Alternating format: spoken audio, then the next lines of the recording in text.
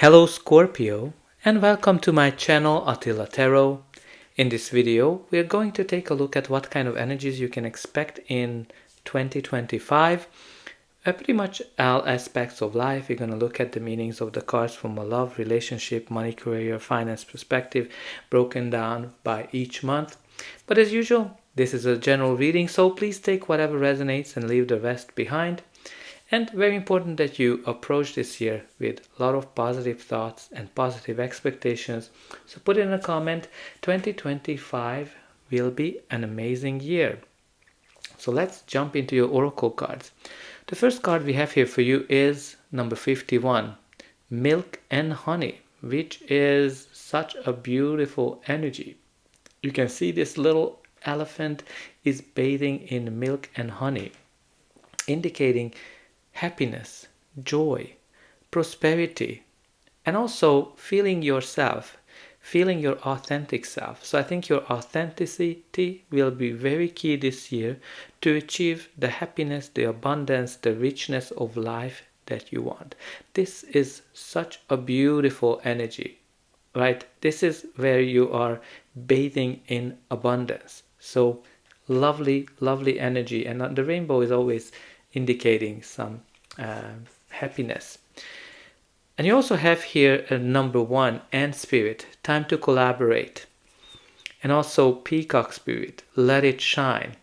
It's very interesting here because, you know, the peacock is all about your authentic self. Let your inner beauty shine, number 46, number 1. So I think your authentic self is going to be really important this year to achieve your dreams. But also collaboration is going to be key to kind of put together those pieces of the puzzles. What an amazing year you might be heading towards. But let's see what you can expect in January. And I also want you to pay attention to cards that are going to be repeating themselves, because obviously you can see we have 2 decks. For January, your main energy is the Knight of Swords. Knight of Swords is a court card, so can be a person, your energy, or just the general energy of the card. He's all about getting things done. He is ready for battle, ready for action, and he is ready to go against the wind as well. Very outspoken, he speaks whatever he thinks. And again, his challenge is that he is not planning. He focuses too much on getting things done. But generally, it's an indication of a big change that we've been waiting for. This is also a very fast-moving energy. Can be indicating that things are happening fast. Maybe you're meeting somebody and this person is taking you off of your feet. Maybe at work things are happening fast. And you're getting a promotion, getting something. Things are evolving fast with this card. So I think you're going to be expecting a very busy January, which might be confusing you because you have here the 2 of Swords, the card of indecision. When you have hard time making up your mind, hard time choosing between 2 things, 2 jobs, 2 people, or some of you might be kind of in a conflict and you want to be in the middle of it. What's really important with the 2 of Swords, that you need to listen to your inner voice, your inner guidance, because deep down you know what is the right choice. Again, I think you're going to have something coming into your life very rapidly that will force you to make some kind of a decision. Some of you, like, in a relationship that's not going well, the Knight of Swords can indicate that the other person is thinking about leaving. But in February, you have the beautiful energy of the 2 of Cups.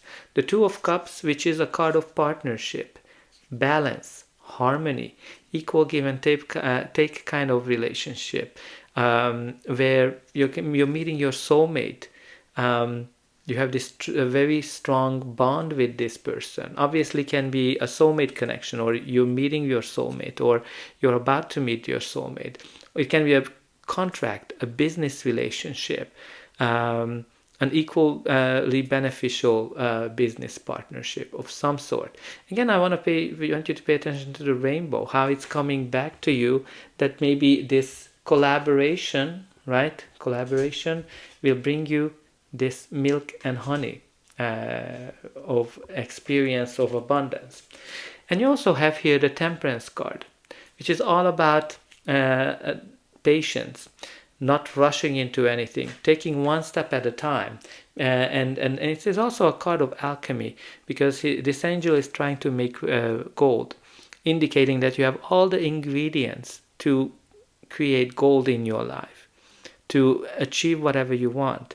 But you just need to be patient. Don't rush into anything. You're also protected by the angels.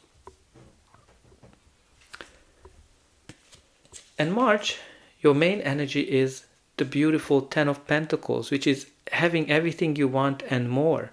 This is the card of financial stability, abundance. When you can afford everything, it can a sign of increase in finances, inheritance, it can be windfall, it can be bonus time for some of you, or an offer that will bring you financial stability. This is all about long-term stability. This is something that you achieve with a lot of work, hard work, and you're able to enjoy it not only for one day, but for a long period of time. Again, this is an amazing card. Can be a sign of a business, a family business of some sort for some of you, like a generational wealth as well. From a relationship perspective, it is a very stable long-term relationship. Some of you might be getting settled down with somebody, or meeting somebody who has similar values to yours, and this is kind of like starting your own family as well. Your clarifying card is the Knight of Pentacles. This can be a person, your energy, or just the general energy of the card. This is like slow progress. Again, slow and steady wins the race, because this is the dark horse that you're not expecting it to win, but once this knight is getting on that horse and gets going, he is guaranteed success on the long run.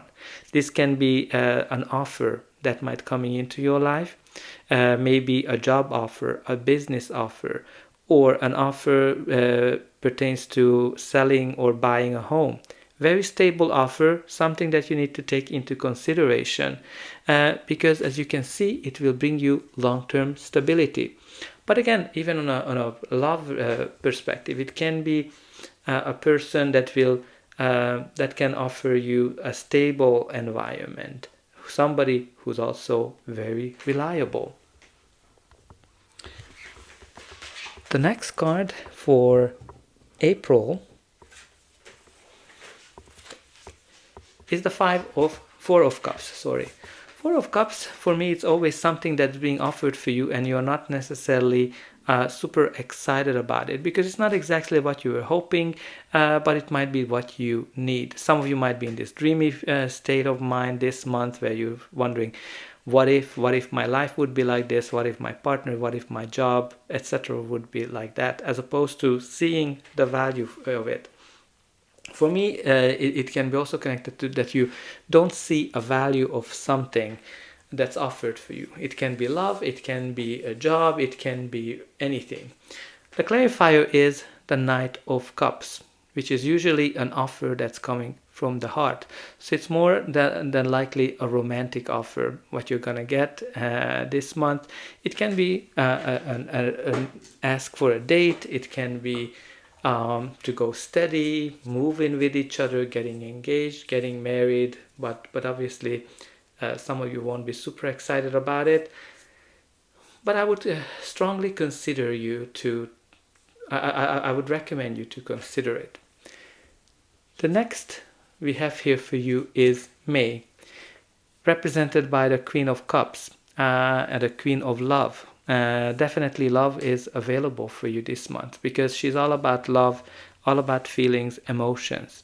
Can be your energy, a person you're dealing with, or just the general energy of the card. She's a very caring, very loving person, a mother figure, and it is clarified by the Knight of Swords, which is, again, we already had it in January, indicating that in a love area, things might be speeding up for you this month.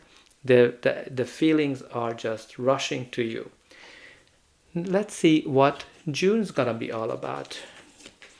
June, your main energy is the Page of Cups, Can be a person, your energy, or just the general energy of the card. If it's a person, it's a younger person, can be an indication of a child. Generally, this is a romantic one, a very dreamy person, can indicate a surprise as well that you are not expecting to get. And the two clarifying cards is the Ace of Wands and the Knight of Wands. Two very passionate cards. It can be, so I think you're gonna get some offers for passion, for fun. The Knight of Wands is somebody who is very passionate person, also an indication of success. Maybe you might be very successful in something, way more successful than you think. It can be an idea that's coming in, a project, some kind of a new beginning that I think will bring you a lot of success, especially if it is coming on the work career. And I think you might get a surprise new beginning, a surprise offer that will offer you a lot of success. On a personal level, on a relationship level, this is kind of like a surprise offer for fun, fun and passion. Let's just put it that way. The next card of your reading is July, is represented by the Nine of Wands. Nine of Wands is the card of the wounded, the tired soldier who's been through a lot of battles, a lot of challenges, and he is ready to give up. But this is the card of perseverance, which is an indication that you shouldn't give up. You should continue to fight for your goals, fight for your dreams. Like, some of you might be very tired this month, maybe from a relationship, maybe at work, maybe you're like ready to throw in the towel, but you shouldn't. You should be continuing.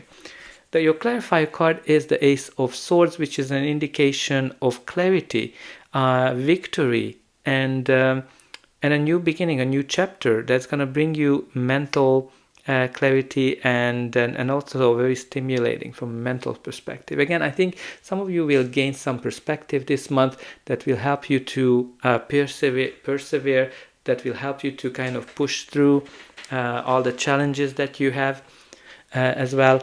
But it can be a victory or some kind of a contract, an idea that might be coming into you that will help you to push through this month.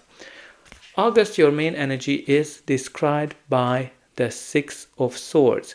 Six of Swords is the card of transitioning, moving on, leaving the difficulties behind and arriving to calmer shores. So I think you're going through some beautiful change. Some of you leaving a project, a person, a job, something that was not working for you, something that was causing you a lot of stress. Definitely you're leaving this tiredness behind, what was showing up in July.